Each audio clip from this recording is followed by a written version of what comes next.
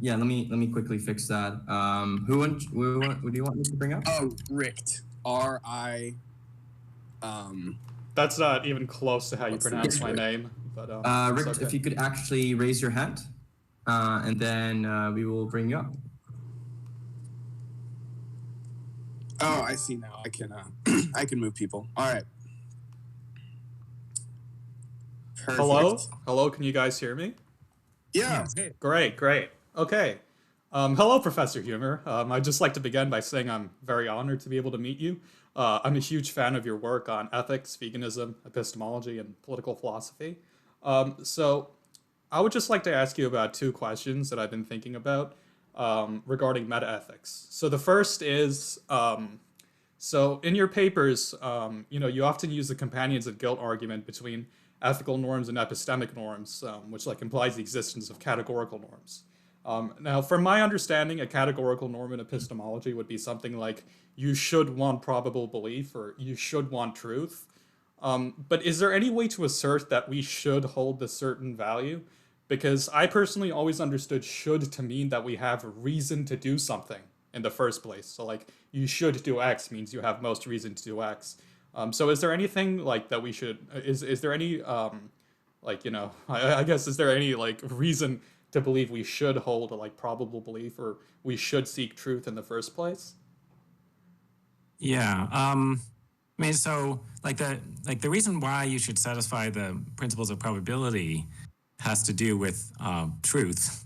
So like there are arguments, very roughly speaking, there are arguments to the effect that, oh, your beliefs need to be probabilistically coherent if you value truth, right? So then that turns to your other question, like, is there a reason why we should value truth? Yeah, the reason is that truth is good. Right. That's just an intuition, just a self-evident intuition. Yeah, it's intrinsically good. I mean, okay. There are also instrumental reasons, but I think like true belief is valuable even for impractical propositions. So, right, but so yeah. Yeah. So, if I may ask, when you say good here, like what exactly are you referring to? Is it like when Moore says good, like some kind of non-natural property, or is it just like synonymous with something? Yeah. So so in ethical intuitionism, I basically agree with G.E. Moore that you can't define good. Okay. Yeah, if somebody actually didn't know what it meant, and you want to explain it, you would just give examples of things that are good. Right. Okay, that makes sense. Yeah. Okay. Thanks. I also have a second question, and that's directly regarding like intuitionism and ethics. So, you often state that we can use our intuitions to sense like self-evident truths and morality. But it seems to me, at least, that our intuitions seem to differ in relation to ethics far more than they do in other fields. Like, for example, in mathematics or geometry, we all have the shared intuition that the shortest distance between any two lines is a straight path. But we do not have shared intuitions about things like whether or not animal suffering matter. Like, I know a lot of people who just don't care about killing animals or animal suffering. It's not intuitively bad to them. Or even, like, for example, recently I saw one of your talks where you gave the violinist thought experiment, like, as an analogy to abortion. But I've asked a lot of people, like, do you think the person has an obligation to stay connected? And they always have a varying answer. Other examples also include, like, whether or not it would be morally acceptable to kill another person to survive in a life or death situation.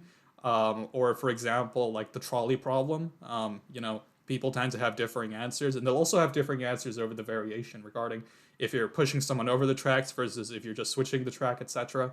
So it seems to me, at least, that there's a lot more varying intuition in ethical truth rather than like mathematical truth or like logical truth. So how do we know like whose intuition we should trust? Like how do we filter between the different intuitions?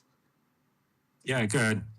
So I mean, your first example was about animal welfare. And that so like a lot of people appear to they appear to not intuit that animal welfare matters, and they appear to have the initial just sense that only humans matter. But that's why you wouldn't, like, if you're trying to reason with someone about animal ethics, you wouldn't just say, oh yeah, intuitively animal welfare matters. What you would do is appeal to something else that they probably do agree about. So, like, there's a very widely accepted principle in ethics, the supervenience of value properties, which is that if there's an evaluative difference between two things, and there has to be some descriptive difference that explained it.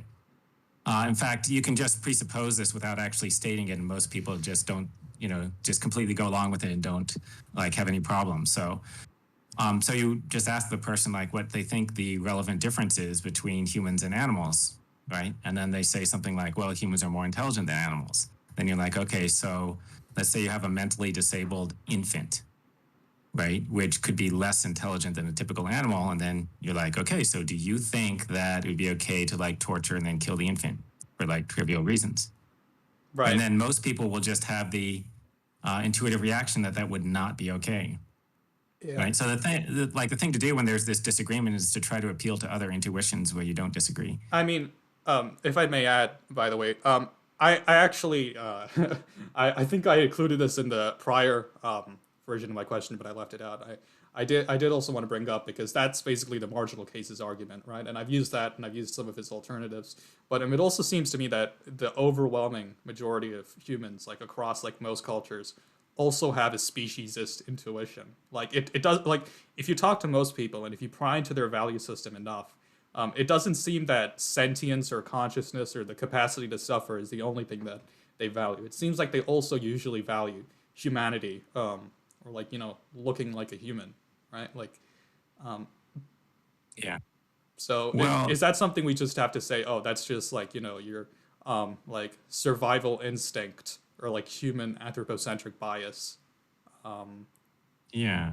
And if so, like, how do we prove that that's wrong, right? Like, yeah, I mean, this might be true about like people's, as a remark about people's emotional reactions, right? Yeah. Like if their emotional reactions are influenced by what something looks like. So if it looks human, then they feel sympathy. But if you ask people to think about it intellectually, I think very few people are going to say, yeah, like the visible appearance is morally important, right? Yeah. Like what if I get some plastic surgery so that I don't look human anymore? Then will it be okay to torture me?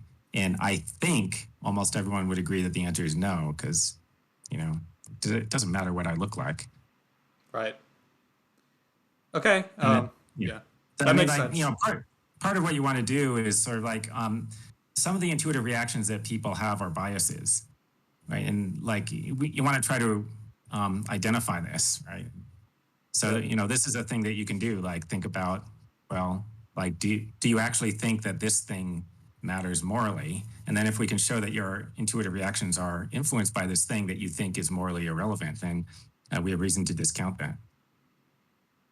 Okay. Right. That makes sense. Thank you so much for that. Extremely. Yep. It's great to meet you. Thank you.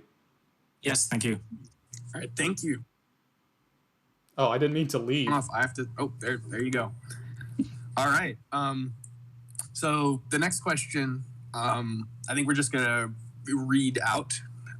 Yeah, I think they're gonna read out questions now. That is from so I'll probably link the rest of the speech. Do you? But yeah, those were my questions for Michael Huemer. Kingdom. Right?